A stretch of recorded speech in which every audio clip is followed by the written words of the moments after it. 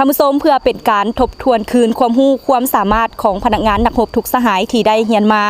าหมุนไส้เข้าในการปฏิบัติในภาคสนามตัวจริงให้มีความคล่องแคล่วสำนิสำนานทางด้านศิลปยุทธวิธีต่างๆมื้อนี้วิธีการแพทย์กองทัพก็ได้จัดตั้งหัดแอบยิงลูกปืนแท้ประจำปี 2025 เชิญท่านรับชมการจัดตั้งยิงลูกปืนแท้ประจำปี 2025 อยู่ที่สนามยิงปืนหลัก27โดยมีสหายพันเอกรองศาสตราจารย์ปริญญาเอกกิ่งแก้วแสงคำยองรองหัวหน้าการทหารวิทยาการการแพทย์กองทัพมีคณะคณะอำนวยการตลอดฮอดพนักงานนักรบภายในวิทยาการการแพทย์เข้าร่วม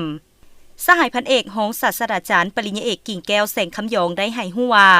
จุดประสงค์ของการจัดตั้งอบรมหัดแอบยิงลูกปืนแทนในครั้งนี้ก็เพื่อยกระดับความรู้ความสามารถด้านศิลปยุทธวิธีให้นายและพลทหารอยู่ภายในวิทยาการมีพลิกไหวของแคลรับประกันการเขียมพร้อมสู่รบและการเขียมพร้อมตอบต้านในทุกกรณีที่อาจจะเกิดขึ้นเพื่อยุแหงให้พนักงานนักรบปฏิบัติข้อกำหนดกฎระเบียบของกองทัพเป็นปกติและต่อเนื่องสร้างกลุ่มกองให้มีระเบียบวินัยเข้มงวดปรับปรุงกลุ่มกองให้กลายเป็นกองปลอดภัยเข้มแข็งหนักแน่นฝึกฝนให้นายและพลทหารมีสุขภาพแข็งแรงทนทานแข็งแกร่งเกี่ยมพร้อมรับใช้หน้าที่เกี่ยมพร้อมสู่รบและสู่รบในทุกเงื่อนไขผ่านการจัดตั้งปฏิบัติตัวจริงมีจำนวนผลเข้าร่วมทั้งหมด172สหายเฉลี่ยผลได้รับ 66.34 ส่วนห้อยสำหรับการจัดตั้งยิงลูกปืนแท้ประจำปีในครั้งนี้รับประกันได้ความเป็นระเบียบและรักษาได้ความปลอดภัยห้อยส่วนห้อยสำหรับการจัดตั้งยิงปืนลูกแท้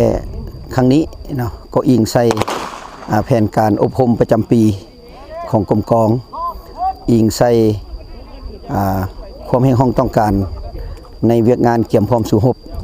ถือว่าการหัดแอบยิงปืนลูกแท้นี้พวกเราได้หัดแอบเป็นประจำนะอยู่กรมกองพวกเราได้หัดแอบในการแนและการนำใช้อาวุธซึ่งว่าการจัดตั้งยิงครั้งนี้แม่นมี2ประเภทปืนอากาแล้วก็ปืนสั้นและการจัดตั้งยิงสุดนี้บรรดาภาคส่วนเข้าร่วมมีบรรดาพนักงานบุคลากรตลอดฮอดนักรบทั่ววิทยาการการแพทย์กองทัพจำนวนลงทะเบียนเข้าร่วมยิงมี172สหายแต่ถึงอย่างไรก็ตามการจัดตั้งยิงสุดนี้ถือว่าเป็นขบวนฟดฟื้นพนักงานเข้าร่วมอย่างตั้งอกตั้งใจมีความรับผิดชอบสูงตลอดระยะยิงและแม่นมีความปลอดภัย100%และมีจำนวนหลายสหายถือว่ายิงในจำนวน3ลูกถือว่าถูกเบียทั้ง3ลูกนะโอกาสนี้นะข้าพเจ้าในนามผู้รับผิดชอบงานอบรมขอแสดงความขอบอกขอบใจทุกภาคส่วนสนามหัดแอบสนามยิงก็คือบรรดานักข่าวหนังสือพิมพ์โทรภาพที่ได้ติดตามข่าวปลุกระดมสุขนิ้วน้ำใจให้ทางคณะรับผิดชอบงานอบรมก็คือนักยิงของพวกเรามีขบวนฟดฟื้นขอขอบใจถือว่าผ่านการฝึกอบรมของพนักงานนักรบทั่ววิทยาการการแพทย์กองทัพในปี 2025 นี้ถือว่าเห็นได้ว่าในระยะที่ว่า6เดือนที่ว่าพวกเราฝึกอบรมมานี้ถือว่าเห็นได้ว่าพนักงานนักรบพวกเรานี่มีความห้าวหันแล้วก็มีความรับผิดชอบต่อหน้าที่เวียกงานของแต่ละบรรดาสหายฮะและ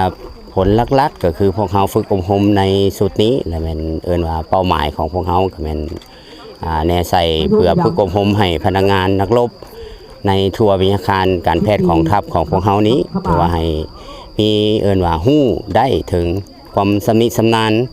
ต่อกับยุทธวิธีหรือว่ายุทธศิลป์หรือว่าวิชาระเบียบงดงามที่ว่าพวกเขาได้ฝึกอบรมมาในทุกๆปีฮะแล้วก็เป็นการฝึกปนล้อหลอมร่างกายให้ทั้งพนักงานนักรบในทั่ววิทยาการการแพทย์ของทัพของพวกเขานี้ให้มีความเข้มแข็งท่านผู้ชมผ่านการลงสนามตัวจริงเห็นได้ว่าพนักงานนักรบแต่ละสหายแม่นสามารถกำได้ทฤษฎีหลักการบรรดาท่าจังหวะบาดก้าวต่างๆเฮ็ดให้การหัดแอบยิงลูกปืนแท้ในครั้งนี้บรรลุได้ตามจุดประสงค์คาดหมายที่วางไว้และรับประกันได้ความปลอดภัยห้อยส่วนห้อยจันทิดาถ่ายภาพบุภาวันอินทวงศ์รายงาน